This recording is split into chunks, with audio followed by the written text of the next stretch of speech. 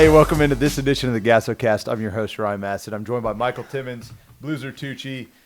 Before we get started, before we get to the players and what we did last weekend, we're going to talk about our new Texas High School Scoreboard app. What this does is we keep all the scores of the 5A and 6A teams during the district season, and district starts tonight. We actually had a couple districts start November 30th, but in DFW, district starts tonight. So make sure you get that accurate district game score across the entire state, up-to-date times and locations for each district. These are from the high school coaches, and then up-to-date district standings, playoff brackets, team notifications, on and on we go. But that is what it is. It's going to be really, really helpful for you when you want to go see games, when you want to stay updated with the district standings. Yep. We had a commitment. Jordan Williams, Second Baptist Houston, committed to Texas A&M. Congratulations, man. Had a great summer down the stretch in the EYBL for JL3. You were there. You got to see him. Yeah. Big, strong, talented guard. Good for him. Very exciting time. No, great for him, definitely. So let's start it off. Where did we go? Blue, where'd you go? Like I told y'all last week, I didn't know until I drove there, and I was at South San tournament down in San Antonio, Houston Christian, Katy ISD, and then finished it off at the Lamar Consolidated. Nice. I was at the Mansfield. I hung out there Thursday all day, and then about half day Friday. Headed over to Carrollton Creekview, saw a couple young prospects, then went to Prosper on Saturday morning and finished up at Garland. Well, y'all saw more basketball than me once again. No, I went to Mansfield, and then I Thursday afternoon I drove over to see a game at Chisholm Trail. Then I finished and covered the semifinal games at the Spring Creek Barbecue Tournament. Friday or Saturday? Friday. Yeah, Friday. You get to see a lot of the best action too. Yeah. I mean, your travel time. But also Tuesday I went and saw Frisco Memorial in Richardson, which was a really big game. Yeah, that was a really big one. Oh, we caught McKinney HP that night. Fun game. Yeah, and stay tuned at the end of this episode when we talk about where we're going. You might be pretty impressed with what I'm doing this weekend. And I'd be remiss to say we're at just around 300 plus teams already now that we've seen as a complete group. Some are duplicates. But being out there as much as we are, it's just been a fun, strategic fall so far for us. Logistical nightmare. Yeah. No. But it's been good, and we're going to be out again this weekend. But isn't that the fun part, to kind of piece everything, the brackets together before we even get to our next day? Yep. So.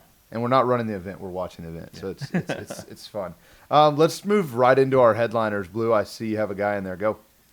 Jaylen Croker Johnson, saw him at the South San to tip off my weekend, and he looked very assertive with Warren. I'll touch on Xavier Kirk later on in our program, but I think having Xavier Kirk back on the lineup really helped him. He scored 10 or 12 points, but he really stood out in that game, and I think when you are, 6'6", 6'7", like he is, he's very eye-catching, but his game was so much more complete this week and going a little bit inside out, hitting the outside shot when he was open. Didn't force a whole lot, but he did the things I thought to kind of put him back into that conversation of course, one of the top Central Texas players. Yeah. I'll just jump in with Trenton Walters here, and I tweeted the other day, he is the most – hey, that reminds me. Me and Blue got Twitters. At GASO Mass, at GASO Blue. Follow us. So I tweeted from the GASO account that Trenton Walters may be the most skilled player in the 2023 class, and I'm just going to double down on that. And real quick, before we go back, how are we we mentioned pedigree last episode. Is pedigree just family members, or is that what is it? Is it parents, or what is pedigree? Just you're a part of a line that's awesome. Jaylen Croker's older brother, Tony Croker, was a big-time standout in San Antonio Warren, played on OU with those Blake Griffin teams, and has been an overseas vet. So he definitely comes from a professional background, basketball background. So, I just want to shout out pedigree there. Hashtag pedigree. Yeah, baby. And I'm talking about Trenton.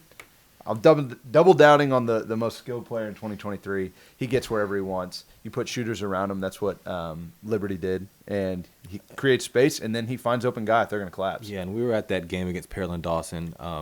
their only game that they've lost all season, but they had a shot to win it there late.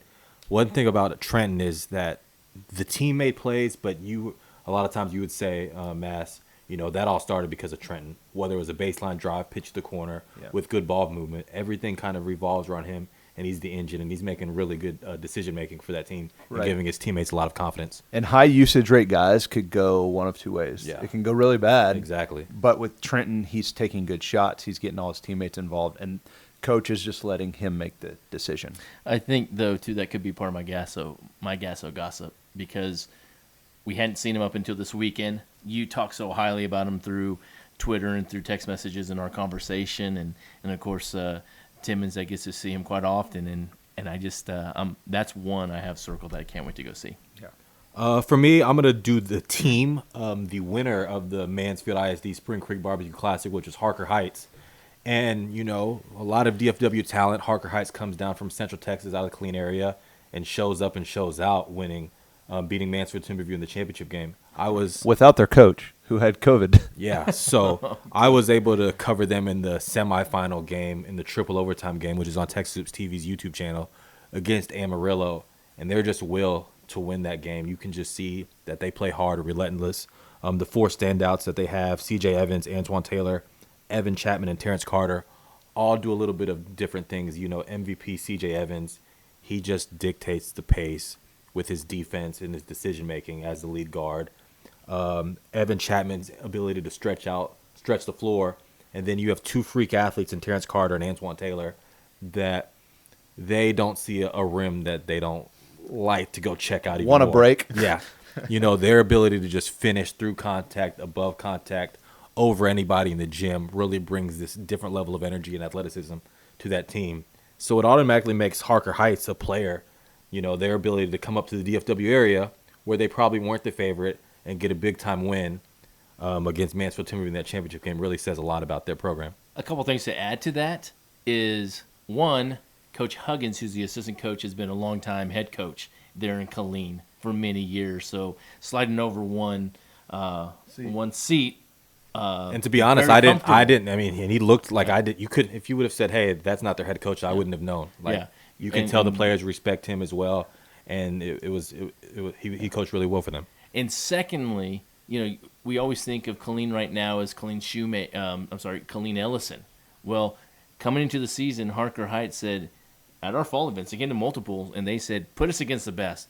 We're should be talked about in the same breath as Ellison, and Ellison struggled a little bit this year. And so Harker Heights, maybe they've taken those steps. C.J. Evans, I know what we have gotten calls from the college coaches about him.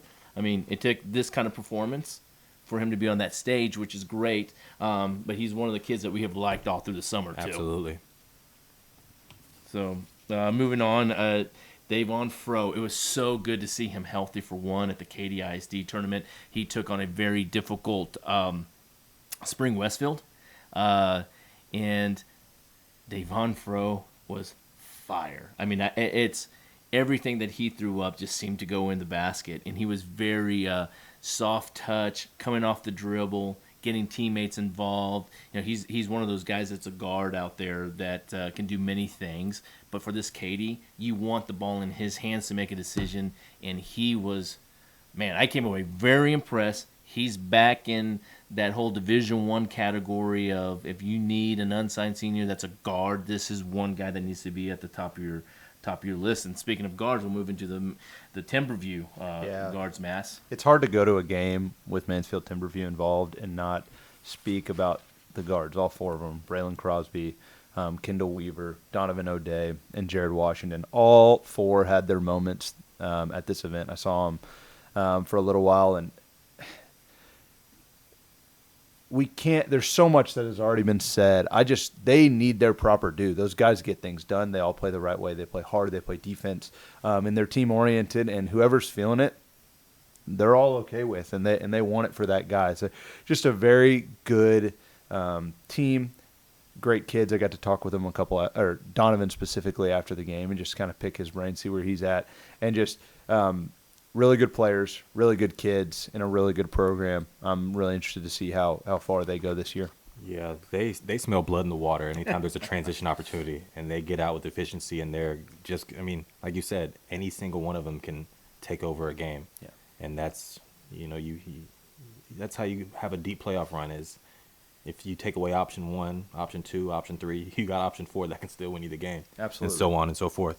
For me, like I mentioned at the beginning, I covered Richardson versus Frisco Memorial, and the standout that game was Drew Steffe, man. Like, he was electric. I tweeted that, he plays with his own pace at his own time. So, like, he won't blow you out of the gym with athleticism, but his just high-level IQ, he was able to keep defenders off balance, and they threw the kitchen sink at him. Richardson did, and he was still able to score 32 points in that game.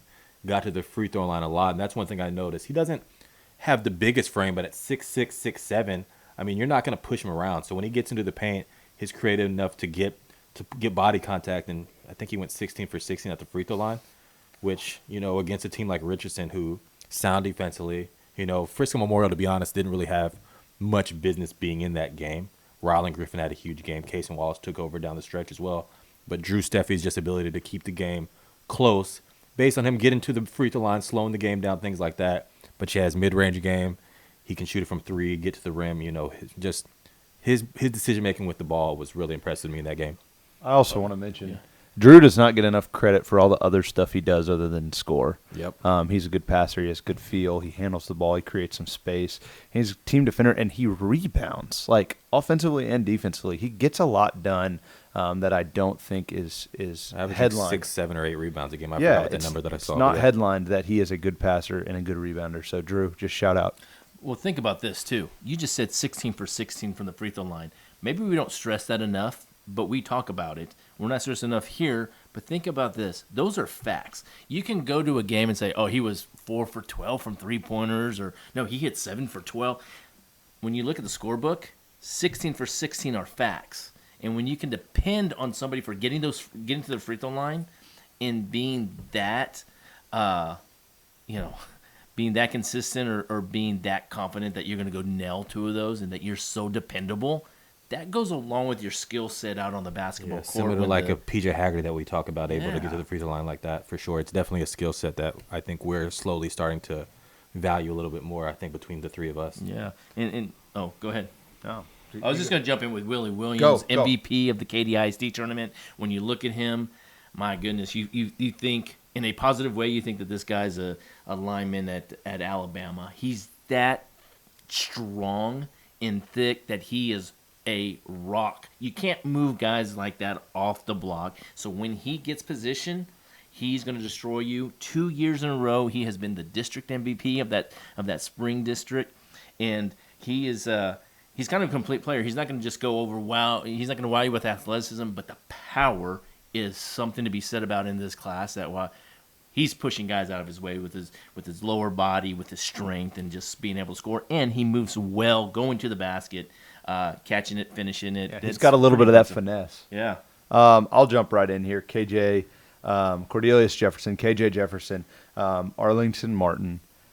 It's not very often that I go to a game and see a guy score 7 points, and I walk away more impressed than I was already with him than I was. Like, he was phenomenal in all facets of the game. He hurt his thumb early, and I think that was partially why he wasn't making his shots, but every shot was in rhythm, on time. But when the shot wasn't going, he just said, okay, then I'm going to find a way to get everybody else involved. I'm going to get a rebound and pitch it ahead. I'm going to steal the ball. I'm going to make a ridiculous pass. Like, this guy, he can defend. He can do all the things that you need him to do. It makes so much sense when the shot's not going. You know, that's a question that coaches always ask. When the shot's not going, what are you going to do for me? Yep. The book is closed. He will get it done for you, and he will win the game. He's a winner. He's a leader, and that whole Arlington Martin group is notable. Just a few weeks back, I saw him against Birdville, and he only had 2 or 4 points, but he had 9 rebounds, and he was in foul trouble. Yeah. So how important is KJ? Is ridiculous for that team that is well coached too by John Osborne. Yeah. And I'll finish out our headliner segment with Lake Highlands, who won the Chisholm Trail tournament this past weekend. You know, starting right away, you talk about super sophomore Trey Johnson. When you have a kid that can score from anywhere on the court, My tweet was like, Trey's not from this planet. And it's like the things that he's able to do and still scratching the surface. That right there, when you have a guy that can score from anywhere and get you a bucket anytime, any place, that helps your team a lot. But they have key pieces, guards that don't turn the ball over, wings like freshman B.J. Davis, who's starting to play a more veteran game, just taking the most out of every opportunity he has and not playing like a freshman. You have Big Sampson inside. There's a lot of pieces right there, and you can see right away why they've only had one loss on the year opposed to almost, I think they're close to double-digit wins at this point. So they're just very impressive. I saw them play Grapevine, where Grapevine just recently scored, I think, close to 90 points in the game. And they held them fairly in check, and that was just a really good win that I was able to cover this past weekend. This guy that I'm going to talk about in my stock risers really was the ultimate headliner. But when you're in the top 10, and I'm going to call you a stock riser, you had some room there to grow. And Jaylen Lowe of Fort Bend Marshall, 2023, is staring down right now a top 5 ranking for us in GASO. I get to talk about him first and not Mass. I'm going to see you this weekend, so I'll probably mention you next week. But. Maybe the most talked about Me guy. too, baby. I'm going to see him also. Most talked about guy probably on our GASOcast because he has each time has raised the bar even for himself. Here's the one thing I picked up on. How fast he is. Doesn't do it with a long stride. He does it just with pure quickness. It's almost like the game stops for that much time, and then he sees the seams and just gets the ball up court. I have not seen a faster guy with the ball in his hands this year. And Jaylen Lowe scored 41 points in the game I saw him. He scored 40 in another one of Lamar Consolidated tournament, and then hit 27 and 22. And in one of those games, one of those 2 games in the 20s, he sat most of the fourth period. He is creating for not just for himself. He can step back, hit the 3, get to the rim, and he's very crafty. Not a lot of body to him, but that will develop over time. But when he bounces off somebody and gets that little edge, that arm just goes around the defense, and it's very crafty, very impressed. And there's going to be some changes in our top 10 alone and going into the top 20. But he is a stock riser that was already in the top 10, moving on up. Yeah, the one thing I'll add to that, I saw him at our Houston Fall Gas, so I'm excited to head down to Houston, spoiler alert, this weekend to see him again. But the one thing, like you mentioned, how fast he is, it's hard to be that fast with that much pace, and he reminds me of almost a running back that has patience, but then when it's time to hit the hole, he's able to find any crevice in the paint and get to the rim without any type of issue at all. It's just that little counter that a running back does and then hits the seam. Yeah. It's a little fantasy football there for Are you. we going fantasy football? No? Okay. Later. We can. We could. Yo, we could go very fantasy easily. football. I'm going to talk about Tyree Davis. Saw him against Trenton Walter in that Mansfield opening round game. 2 really, really good teams. And to put in perspective of that game, it was the first round, but then Pearland Dawson gets all the way to the semifinals, and then Frisco Liberty wins the consolation all the way left. So, I mean, it was a really high-level game with 2 really good teams. Yeah, about, 3 possessions in, you're standing on the baseline, I'm sitting at the media row, and we're looking at each other when Tyree Davis makes 2 threes in 3 possessions, and we're like... And they look good. And we're like, is it, what? Like, and we had characterized Tyree as a And no guy. knock on him, and no knock at anything that we evaluated. It's a compliment, right? Because it showed what he's willing to do as a role guy, what he's willing to do as the stud, and we had characterized him and put him in this kind of box as like, this guy is going to rebound for you, run the floor, be that toughness and defend and do all these things, and then he's going out there scoring 24, a finesse 24 at that. Really, really impressive to watch. He's a stock riser. I think real quick, Blue, our friend Brandon Ogden out in East Texas saw the highlight that I posted of Tyree last night, and he said it perfectly to kind of how I was trying to project it. He said, I've never seen this kid play except this clip, but the fact that it sounds like he's a go-to scorer for his high school team, but then can go into the summer setting and mesh with other talented dudes and adjust to whatever role is needed to win speaks volume about him as a player. That's exactly what it is, because when I saw him with the Houston Hoops this past summer, I mean, he was a dog, grimy, willing to do whatever it took to win, rebound, run the floor, get extra possessions. He really wasn't a go-to scorer, but to see him do what he did this weekend for Pearland Dawson really got me excited about him as a prospect. Yeah, and also talking to college coaches recently about him, is that who doesn't want a guy that on a given night playing for your college program go 11, 7, and 4. That is production, and I think that he's And that when 4 you can watch easily him, be blocks, steals, or assists yeah, as well. it's I mean that's a complete player, and I mean when you look at every team needs a guy that's going to be a dog. You know, they always say, I need a dog. I need somebody that's going to go in. Tyree Davis has everything, and I think that he even projects higher than what people might think for an unsigned senior at this particular time. Yeah. Hashtag pedigree, huh, Mass? Yeah. Ricky Davis, baby. Oh yeah, pedigree. Who you were able to speak to out there, right? Speak to him a little bit. He's a good dude, man, and Yeah. he was excited to see his son performing, as were we. It was really, really, really cool. For me, I'll move on to another stock riser, Tim Jordan of Richardson, transferring into Richardson this season. We saw him plenty on the fall GASOs. I think he was just trying to kind of figure out his role around two studs, and he's figured it out very quickly.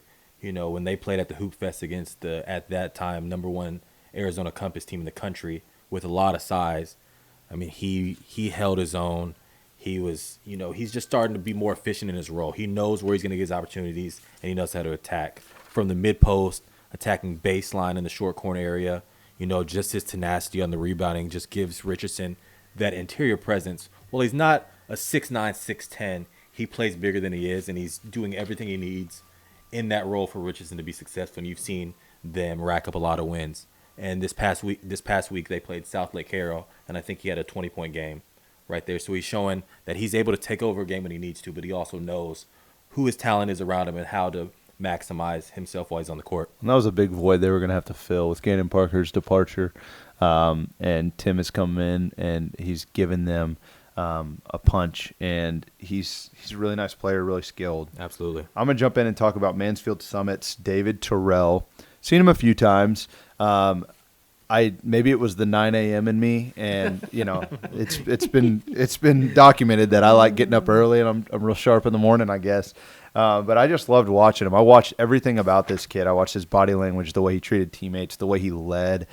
He knew he was calling every set. He was handling the point guard role a little bit, and at that frame, 6'4", real lanky, he was doing a lot of things for his team, attacking downhill, pitching the ball, and then just getting after it defensively. And Mansfield Summit, man, they're a joy to watch. It's controlled chaos. They play the right way. And I was just really impressed with all of course, the basketball stuff. Like, to be talked about here, we think you're really good. But on top of that, all that extra intangibles that David, I saw from him, he just went up more in my book. And you have a guy who can guard multiple positions. He can handle the ball. He can do a lot of scoring. He's got some real talent. I was really, really impressed with David Terrell. No, absolutely. Another segment that I really enjoyed doing last week was our New Kids on the Block segment. And that wasn't guys that, like I said, we've just never even seen. I mean, some of us hadn't seen, and which is good that we're bringing them here. But these are just guys that are kind of blossoming in their role. And I'll go ahead and start. One kid that actually, let me relax on what I'm saying. I hadn't seen this kid before, and that was Quentin Perkins of Lake Highlands Jr.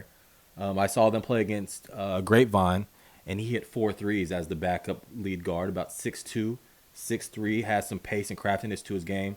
But anytime the defense collapsed when he was on the floor with Trey Johnson, kick it out to him, was hitting spot-up three-pointers. And he just brings kind of this athleticism, this moxie to that team where when your guards like Reed Horn, how do you say his last name? Reed Harker. Reed Harker goes off the floor, you bring him in, and they're able to kind of play fast in transition. But his just ability to score, had some good footwork, and was able to get to the rim. And he just plays with a lot of confidence. And that was a kid that stood out to me that I was not very familiar with. That's a great piece for that mentioned Lake Highlands team I spoke about earlier. That's a perfect new kid on the block, and I'll just jump on mine of Jeffrey Maldonado from Shirts John Paul. I mean, he's a 2023.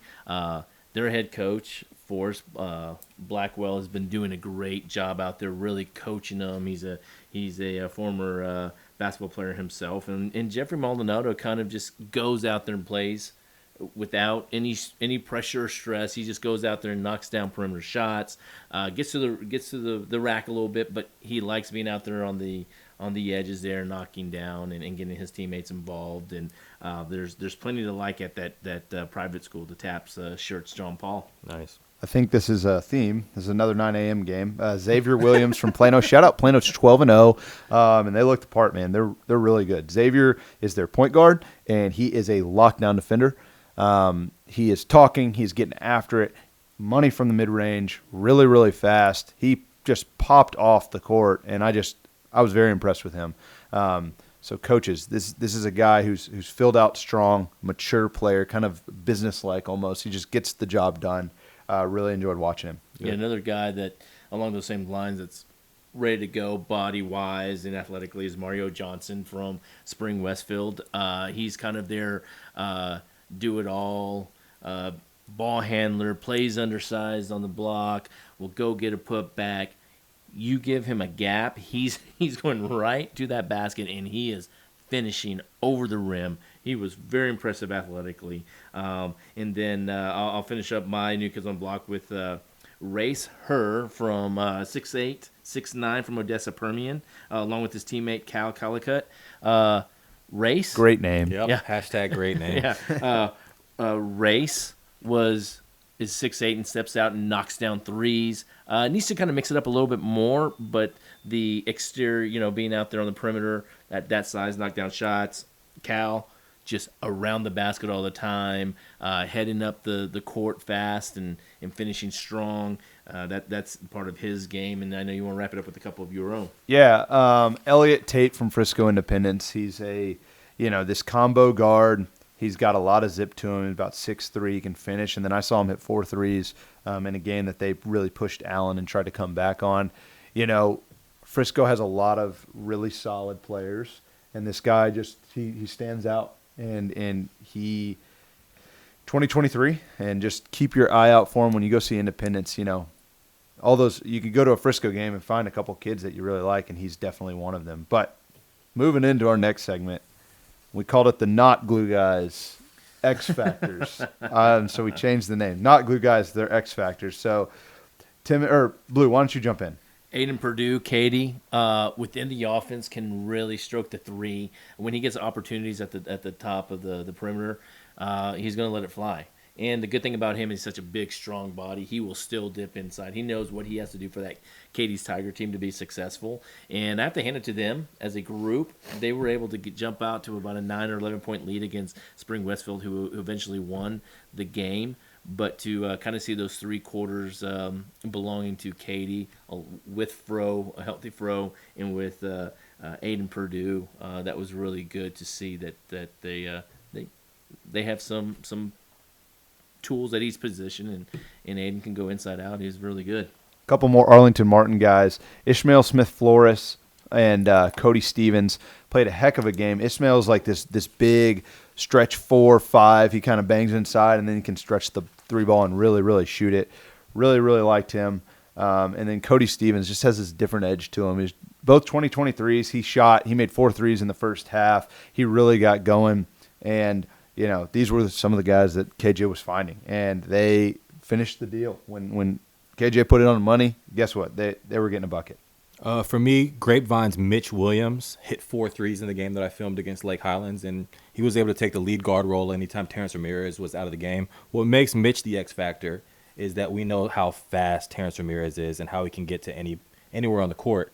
Well, having a guy like Mitch Williams out there stretching the floor, hit 4 threes, that's going to bode well for the success for Grapevine. He catches it already knowing he's ready to shoot it. Doesn't take a lot of time. Like you said earlier, he's a business-like guy. Yeah. He's not going to turn the ball over. Just is able to do what he needs to do, but also the stretching the floor, hitting those 4 threes, knowing that Terrance Ramirez can find you by attacking and kicking is going to be really big time for that Grapevine team. Xavier Kirk, we talked about his teammate Jaylen. But at San Antonio Warren, they need him in the game. He's been injured, so he has not played a full season. But when he is there, that's when Jaylen Crocker Johnson is at his best. Yep. Xavier can take off the load of handling the pressure, 94 feet. He does his own scoring. They They did come up short in the championship game at South San. They did lose to Antonian, so congratulations to San Antonio Antonian, who keeps rolling with victories. Rudy Bernal, I mean, just a fantastic coach down there. But it's good to see him healthy, Xavier. It's good to see him produce, and he is scoring the ball. You know, he had 20, 22 in the finals. And when I saw him earlier in that day, earlier in the weekend on that Thursday, you know, you can just tell that everything runs so much. It's just smooth running when he's in the game and he has the ball in his hands. Yeah, I'll jump right in. Corvin Opria and Tate Leskowski. The reason they're X factors is because kind of like how we talked about Tyree Davis, they can play all the roles that you need them to. And I saw them kind of in the lead roles this weekend. It was fun to watch. Those kids play the right way. They really shoot it. Corvin gets by some guys, makes really good decision. Tate was all over the boards and then burying threes, of course. So I just wanted to give those two guys a shout out. Those are X factors, man, and they're going to go to school. They both told me high ACT schools, and they're going to contribute. Absolutely. The next segment, our next-gen guys, some 2024, 2025 standouts that we're going to, give some quick love as they continue to move up the ranks. I'll start. South Grand Prairie's Cameron Carroll. I think we want to talk about him last week, and for some reason we didn't add him to the list. But this week, the quickest thing I'll say is that when you allow a freshman to run an ISO at half court in a set offense, that's a lot of praise. And he was able to attack with the defense set up, get to the middle of the lane, and hit a floater or pull up or step back. A lot of times you give the ball to these younger guards, they'll attack too far, maybe over penetrate or get a charge. No, he knows what he's doing with the ball in his hands. Great footwork, great pace. Just a great prospect I'm excited to continue to cover on a 2025 kid. I'll hit three. Jermaine O'Neal Jr., Leroy Kelly, Jaden Toombs. They're all on Taka Black, the younger group for Taka. These kids all project freakishly well. I was very excited. I was sending a lot of text messages that night, and even though they had a huge lead, but they were still focused. They were still playing. The maturity that three freshmen played with, just like they were up big, and they were still playing hard. They were still doing everything the right way. All three, like I said, project really well. Jermaine O'Neal Jr. showed a lot of different things. He scored inside. He scored on the outside. Leroy Kelly is so smooth. And then Jaden Toombs, huge, has a nice touch. I think he only missed like 2 free throws. And this guy's 6'10", like just giant kid. And these kids are highly touted for a reason. I'll just leave it there. So yesterday I tweeted on the GASO account a 2025 Jacoby Coleman. He really played well. Another kid. Yeah. You look at why Frisco Liberties has the record they have. Well, pencil this freshman in for being a do-everything wing player. Hits the mid-range, attacks the glass. That's the first thing. After the first quarter, I was like, he's rebounding at a point where, when he gets it, sometimes you're a little younger, the ball can get knocked out. No, he's rebounding it with a purpose, and that he just kind of does everything for that Frisco Liberty. Super skilled offensively, hit the three, hit the mid-range, finish well in traffic. I saw him this summer with my Pro Skills' 8th grade team, and he's put up a couple inches and added some strength, so he's a prospect to watch. For sure. Josiah Mosley, Stony Point, Round Rock Stony Point 2024. He's played in our tops in Texas. And then you take what we know from our tops in Texas, and you put it into on the court during a high school game, and man, it's exciting when you see a kid with that 6'6" size, with the length, and you look down and he's only a sophomore.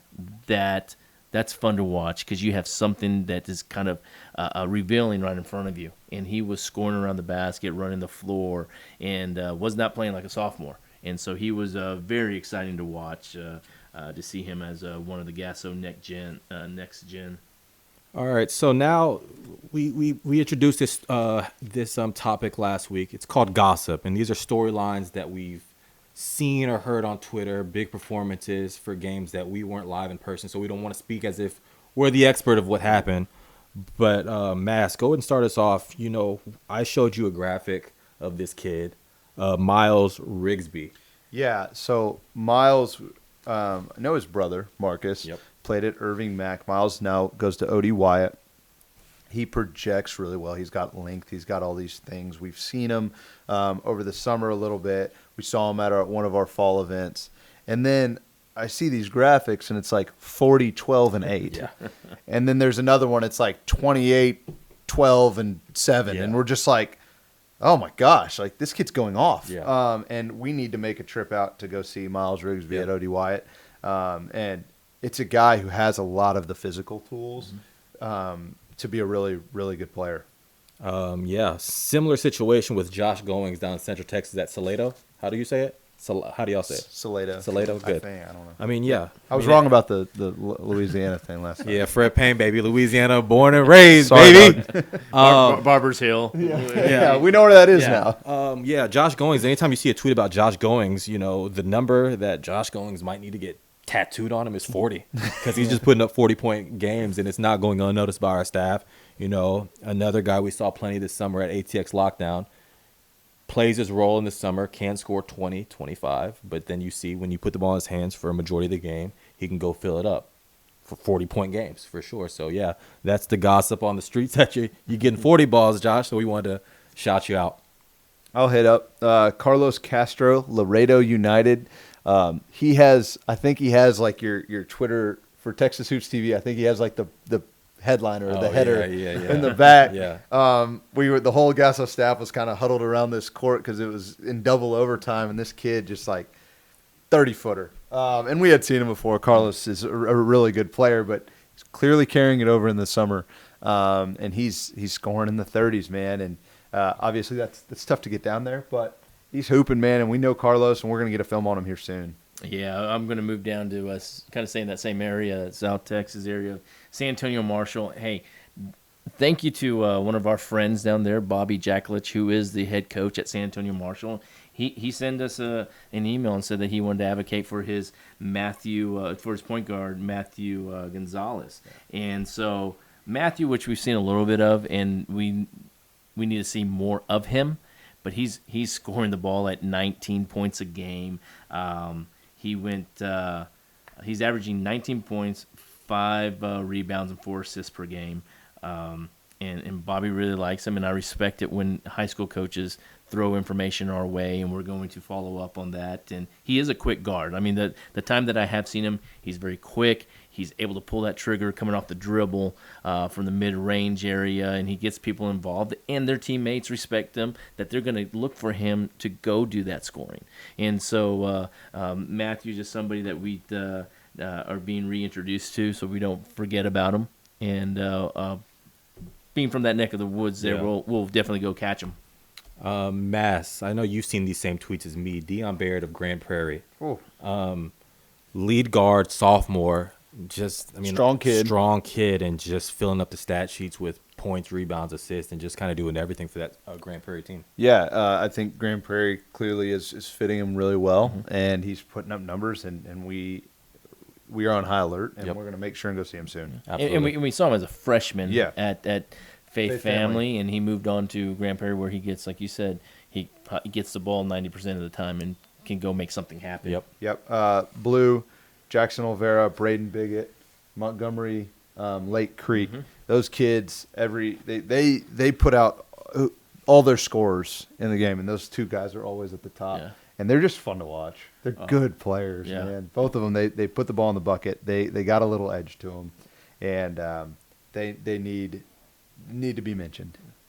Am I wrapping this up here with Jackson? You're wrapping it up. Jackson from Puda, Try it. Johnson, Jackson Vandergaard. His dad, former college coach, Pedigree? former NBA Yep. NBA scout. Yep. And oh, by the way, he's 6'7". And Pedigree. So Vandergaard here is 5'11" as a sophomore, and he's scoring.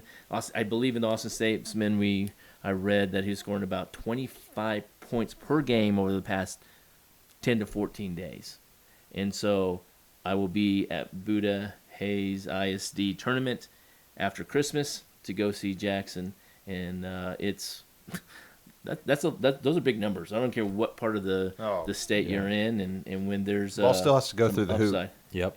Yeah. So Where are we headed this weekend, Michael? You're very excited about telling us. Hey, Where are man, you we're going this going weekend? down I-45. We're hitting Houston. And there's a couple events down there that I'm going with a group of us. So I'll be touching 3 different events at least. Thursday and Friday. Excited to see some prospects down there, get that TexasHoops TV brand in the Houston area, and excited to rack up some miles. Even if it's from the passenger seat, I'm still racking them up. I was going to say, yeah. And I might expensive That's too. smart. Just, That's smart. You're not what I spending mean? any gas money. So, yeah, no, I'm excited to get down to Houston to see the Houston area. Yeah, I'll be joining them, and just specifically, we're going to the Cy Hoops, the Fort Bend, and then Stars and Stripes to wrap up. We're really excited to get down to Houston. Sam will be down there. This is his third weekend in a row, fourth out of fifth. This is my third out of fifth in Houston. Man, we're getting all the I've Houston. been down there for, what, 4 out of 5? 4 out of 5? Oh, I've been there. You were to San Antonio, 4 out too. of 5, yeah. So, San Antonio, I've been there every weekend. So, I'm going to stick with the same theme as I did last week. I don't know. I know for sure I'm going to the River City Classic in New Braunfels. There's like 7, 8 teams that I need to catch with Mahmoud out there, and with New Braunfels High playing well, and San Marcos is going to be out there. So there's some great hoops to cover there. If you want to know where I'm going to be next, follow me at GASO Blue. That's BLUE. All right. I'm Gasso Mass at Gasso MASS. I'm not asking for much except for 10,000 followers in 1 week. I mean, Hey, listen, I'm going to do y'all solid. When I edit this, I'm going to actually put y'all's Gasso handles right in front of your face right now. You can do that? Right now.